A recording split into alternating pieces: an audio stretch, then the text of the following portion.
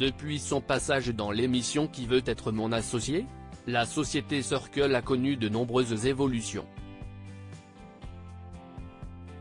Ses dirigeants ne regrettent rien et voient l'avenir sous les meilleurs auspices.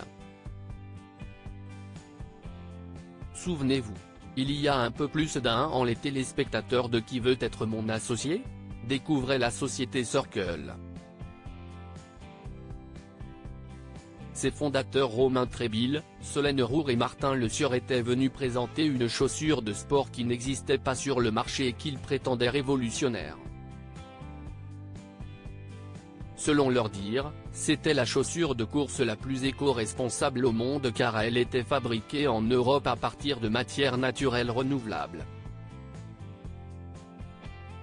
Autre atout, la semelle à base de plantes est entièrement recyclable et la partie du haut élaborée à partir de laine est biodégradable. Circle, leur passage dans Qui veut être mon associé?, a eu un effet immédiat sur les ventes. Convaincus que leur projet tenait la route, les trois fondateurs proposaient de céder 5% de leur entreprise en échange de 400 000 €, ce qui faisait rire les différents investisseurs sur le plateau parmi lesquels Éric Larchevêque. D'ailleurs, seul Anthony Bourbon décidait de les suivre et d'investir dans leur entreprise. Si le soir de la diffusion de Qui veut être mon associé?, leur site internet a eu des milliers de connexions et que plus de 10 000 personnes ont suivi la marque sur les réseaux sociaux, la société a surtout enregistré 1500 précommandes pour ses chaussures dans la foulée.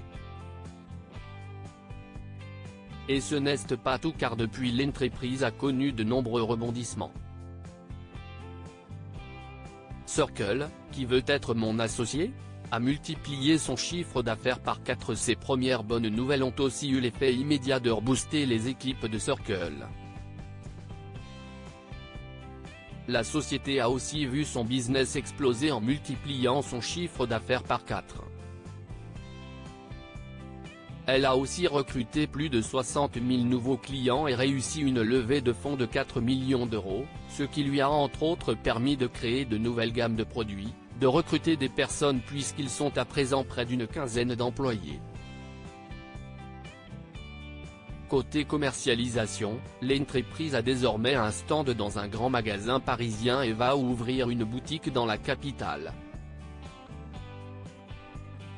Toujours soutenu par Anthony Bourbon un an après leur passage sur M6, les fondateurs peuvent lui envoyer un message quand ils le souhaitent.